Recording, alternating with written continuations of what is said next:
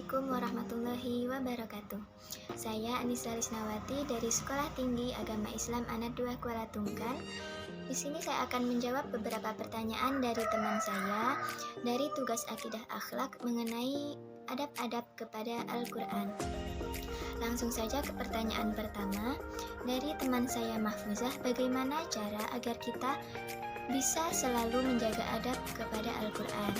Nah, caranya pertama-tama kita harus mengetahui dulu apa-apa saja nih adab kepada Al-Quran itu.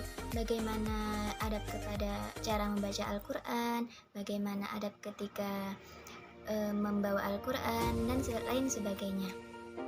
Kemudian setelah kita mengetahuinya, kita dapat menanamkan niat dalam hati dan berusaha semaksimal mungkin untuk selalu mengamalkan adab-adab tersebut. Lanjut ke pertanyaan kedua dari teman saya, Vicky. Bagaimana cara kita memuliakan Al-Quran? Nah, bagaimana sih cara kita itu memuliakan Al-Quran? Yang pertama, kita harus mengimani Al-Quran. Kita percaya bahwa Al-Quran adalah wahyu Allah yang diturunkan kepada Nabi Muhammad SAW untuk diajarkan kepada umat manusia. Yang kedua, selalu membaca Al-Quran. Kita harus selalu membaca Al-Quran setiap hari untuk mencari ridho Allah Subhanahu wa Ta'ala. Kemudian kita belajar memahami isinya. Kita dapat datang ke majelis ilmu atau juga bisa belajar di sekolah dengan guru. Kemudian mengamalkannya. Setelah kita belajar isinya tadi, kita dapat mengamalkannya dalam kehidupan sehari-hari. Kemudian yang terakhir, kita dapat menjaga adab untuk memuliakannya. Mengenai adab-adab membacanya dan membawanya. Lanjut ke pertanyaan selanjutnya. Di sini saya gabung pertanyaan dari Hafiz Hilmi dan Azkia. Sebutkan adab-adab kepada Al-Quran dan bagaimana adab ketika membaca Al-Quran. Nah, yang pertama kita ada adab ketika membaca Al-Quran, yaitu yang pertama membersihkan mulut dengan cara berkumur-kumur. Kemudian yang kedua berwudu, yaitu untuk menghilangkan hadas kecil. Kemudian menghadap kiblat, membaca ta'awuz, membaca basmalah. Kemudian kita juga harus merenungkan maknanya dan membacanya dengan tartil agar bacaan kita tepat dan benar. Kemudian juga ada adab ketika kita membawa Al-Quran itu bagaimana? Yang pertama, kita harus suci dari hadas kecil maupun hadas besar. Kemudian kita harus membawanya dengan tangan kanan. Kemudian membawanya separas bahu. Jadi tidak boleh membawanya itu terlalu rendah atau ke bawah. Kemudian ketika kita membawanya, kita harus bersih badan dan tempat untuk kita meletakkan Al-Quran itu juga harus bersih dari kotoran. Kemudian memakai pakaian yang menutup aurat, baik ketika kita membaca maupun membawanya. Kemudian duduk dengan sopan ketika memegang atau berada di hadapan Al-Quran, atau juga kita saat membaca Al-Quran. Oke, lanjut ke pertanyaan berikutnya. Di sini ada dari teman saya Hana Pertiwi. Bagaimana seharusnya nada baca kita saat membaca Al-Quran? Jadi di sini adab ketika membaca Al-Quran ada, yaitu dengan tartil.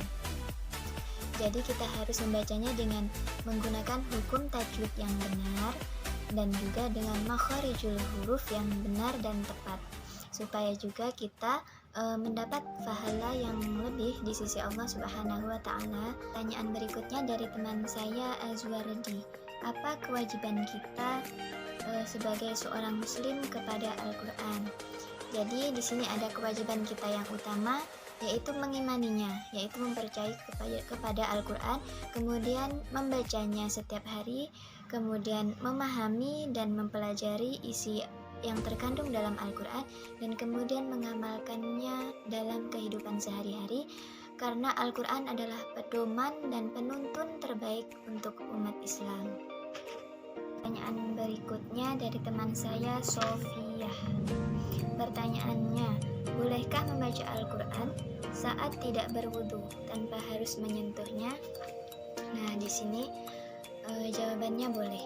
Menurut Syekh Dr. Ali Jumah Ia berkata, tidak ada halangan syarak membaca Al-Quran tanpa berwudu dengan syarat tidak menyentuh mushaf Al-Quran. Jadi misalnya nih, dalam proses pembelajaran ada hafalan ayat-ayat pendek. Di situ anak-anak boleh langsung membaca Al-Quran tanpa harus berwudu. Selanjutnya pertanyaan dari teman saya Dedi, bolehkah seorang wanita yang sedang berhalangan atau haid membaca Al-Quran? Nah, di sini ada perbedaan pendapat dari para ulama. Yang pertama, jumhur ulama sepakat bahwa perempuan yang sedang haid tidak dibolehkan membaca Al-Quran dengan alasan di dalam dirinya sedang berhadas besar. Di sini juga ada sabda Rasulullah SAW dari Ibnu Umar, wanita haid dan orang yang junub tidak boleh membaca Al-Quran walau hanya satu ayat. Kemudian ada juga pendapat dari ulama lain dalam kitab Fiqhu An-Nisa oleh Muhammad Al-Hasyab. Di sini para ulama juga sepakat bahwa wanita yang sedang haid itu boleh membaca Al-Quran, tetapi dengan catatan tidak mengeluarkan suaranya alias membacanya di dalam hati. Nah, atau juga dalam keadaan darurat, misalnya pada saat proses belajar mengajar, atau juga takut lupa akan hafalan Al-Quran. Nah, pendapat tersebut banyak digunakan dalam pondok pesantren yang memang menegaskan atau menekankan pada penghafalan Al-Quran. Baik, lanjut nih ke pertanyaan yang terakhir dari teman saya Fatimah. Pertanyaannya, seseorang yang menghafal Al-Quran itu termasuk adab atau tidak? Nah, jawabannya termasuk, karena dalam adab kepada Al-Quran adalah memuliakannya, di mana orang yang menghafal Al-Quran itu adalah termasuk memuliakan Al-Quran, karena Al-Quran itu sendiri mulia dan yang menghafalnya pun akan mulia. Di mana penghafal Al-Quran itu dia mempelajari Al-Quran, susah payah menghafalkan Al-Quran, selalu memurojaah Al-Quran.